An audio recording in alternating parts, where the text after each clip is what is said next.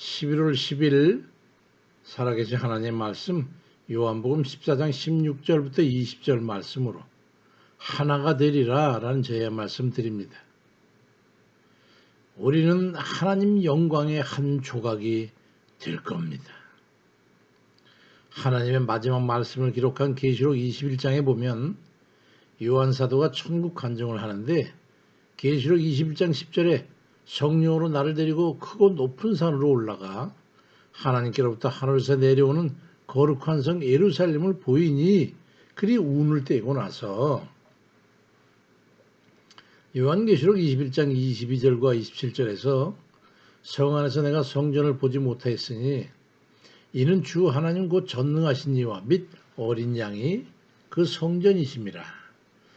무엇이든지 속된 것이나 가증한 일 또는 거짓말하는 자는 결코 그리로 들어가지 못하되 오직 어린 양의 생명책에 기록된 자들만 들어가리라고 말씀합니다. 성경에는 하나님을 형상화하지 못하도록 엄격하게 규제를 하셨어요. 그 이유는 하나님의 능력을 사람들에게 제한성을 두지 않기 위함이죠. 성경의 각 곳에 봐도 하나님의 형상은 인간이 한 번도 본 적이 없는 그런 기이한 형상의 모습으로 묘사되어 있는 것도 그와 같은 때문입니다. 제가 만난 예수님은 사람의 모습으로 만나주셨기 때문에 그러려니 하고 있습니다만 하나님의 형상은 아무도 알 수가 없지요. 요한계시록 2장 18절에도 그 눈이 불꽃 같고 그 발이 빛난 주석과 같은 하나님의 아들에 대한 기록이 있는데 불꽃 같은 눈과 불 속에서 녹여가지고 나온 금속인 빛난 주석 같은 그런 반짝반짝하는 그런 발을 가지고 계신 그런 모습을 가진 하나님이 어떤 모습일런지 상상이 가십니까? 그런가 하면 에베소 4장 6절에는 하나님은 만유에 계시고 만유를 통일하시고 만유 가운데 계시도라고 말씀하고 있고 요한계시록 19장 11절에는 머리에는 많은 관이 있고 입에서는 예리한 검이 나오고 그러는데 그 형상이 상상이 가느냐 말입니다. 또 요한복음 2장 31절은 하늘로부터 보시는 이는 만물 위에 계신다고 말씀하므로 하나님께서는 어떤 제한된 곳에 제한된 모습으로 존재하는 그런 분이 아니심을 말씀하고 있습니다. 만유라고 하는 것은 우주에 존재하는 온갖 모든 것을 말하는데 만유에 하나님이 계시다는 것은 우주에 존재하는 모든 것 위에 존재하시는 분이라는 말이고 만물 가운데 계신 분이십니다. 그런데 일정한 형상의 모습을 가진 그런 분으로 그런 일이 가능한 일이겠습니까? 그야말로 무소부재하셔서 그 존재와 섭리가 미치지 않는 곳이 없으신 분이라는 것을 우리는 이해해야 합니다. 결론은 하나님은 일정의 형상이 없으신 분이라는 거예요. 그래서 하나님을 본 자는 죽어야 했고 단편적인 시각을 가지고 하나님을 형상화하거나 한계 짓는 것을 아주 경계하셨던 겁니다. 하나님은 한계가 없으시고 어느 것에 속한 형체를 가지지 않는 분이라는 것을 잘 이해해야 합니다. 우리 속에 거하시는 하나님이시지요. 하나님은 요한복음 14장 16절 이하의 말씀을 깊이 묵상해 보십시오. 하나님께서는 지금도 성령으로 우리 속에 함께 거하고 계십니다. 그래서 고린도전서 3장 16절 이하에 너희는 너희가 하나님의 성전인 것과 하나님의 성령이 너희 안에 계시는 것을 알지 못하느냐? 누구든지 하나님의 성전을 더럽히면 하나님이 그 사람을 멸하시리라. 하나님의 성전은 거룩하니 너희도 그러하다고 말씀합니다. 우리가 바로 하나님의 영이 거하시는 성전입니다. 요한계시록 21장 22절과 27절에 성 안에서 내가 성전을 보지 못했으니 이는 주 하나님 곧 전능하신 이와 및 어린 양이 그 성전이심이라 말씀하셔서 우리도 성부와 성자와 성령께서 이루고 계신 하나님의 성전의 일부로 결국 귀속될 것임을 말씀하고 있습니다. 문제는 그 다음이죠. 우리가 하나님과 더불어 성전의 일부가 될 수 있겠느냐는 겁니다. 왜?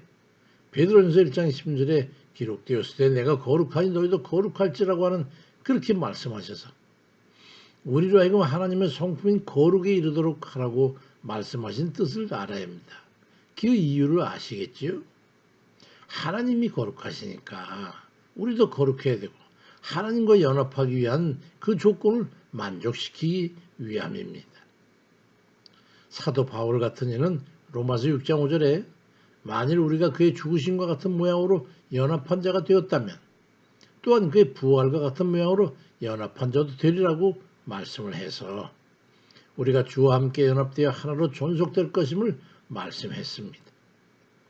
근데 적당히 죄짓고 적당히 악하고 적당히 세상적인 것에 발을 담그고 살면서 하나님 나라로 적당히 또 하나님 곁에 못 가면 하나님 한번 외곽이나 돌면서 지옥이나 가지 않고 그냥 무리의 기름까지 걷돌며 살면 되겠지. 그리 할 수 있겠습니까?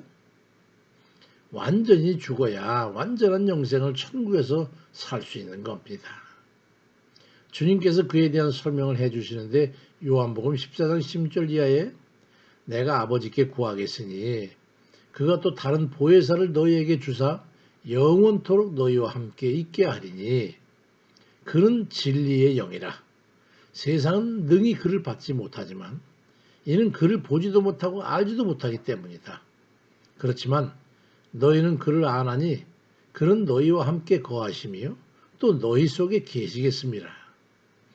내가 너희를 고아와 같이 버려두지 아니하고 너희에게로 오리라. 조금 있으면 세상 나를 보지 못할 것이로되 너희는 나를 보리니 이는 내가 살아있고 너희도 살아있겠습니다.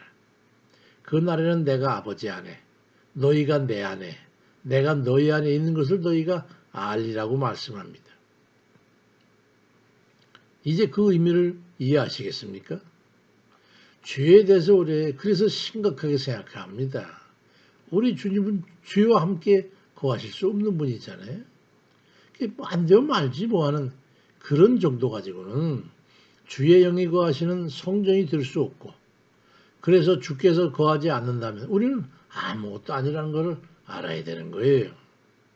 요단강을 건너는 밑바닥이 없는 배를 타고 이생에서 내생으로 건너가는데 한 푼의 죄의 무게로도 천국에 이르지 못하고 지옥으로 가라앉아 버릴 수 있다는 것을 알아야 합니다. 죄의 문제를 심각하게 알아야 됩니다. 그래서 예수 믿는 것을 세상의 물질 축복과 건강과 형통한 삶만을 위해서 목적을 두고 신앙생활 하면 천국에 이르지 못할 수도 있다는 것을 알아야 합니다. 예수 믿는 것을 세속의 물질적인 것에 충족의 목적을 두고 신앙에 나간다면 그것은 세상의 풍요만을 바라는 바알 신앙에 불과한 거예요. 그 신앙으로는 성령이 거하시는 성령이 될 수 없고 우리 안에 하나님의 영이 거하지 않으면 하나님과는 아무 상관이 없는 것이니 그야말로 우리는 우리의 믿음이라는 것은 속빈 강정에 불과한 존재가 될 겁니다. 사도행전 10장 38절에 하나님이 나사렛 예수에게 성령과 능력을 기름부터 하셨으며 그가 두루다니며 선한 일을 행하시고 마귀의 눈을 모든 사람을 고치셨으니 이는 하나님이 함께 하셨음이라고 말씀합니다. 우리도 예수님처럼 하나님의 영과 하나가 돼야 하나님의 영이 우리 성전이 우리 몸에 거하셔야 영육의 강건함과 권능을 행할 수 있는 겁니다. 우리가 성령의 전인 것을 깨닫고 성결함과 경건을 유지해서 주의 영이 함께하는 그런 하나님의 권능을 힘입는 이들 되시기를 주의 이름으로 축원드립니다. 아멘입니다.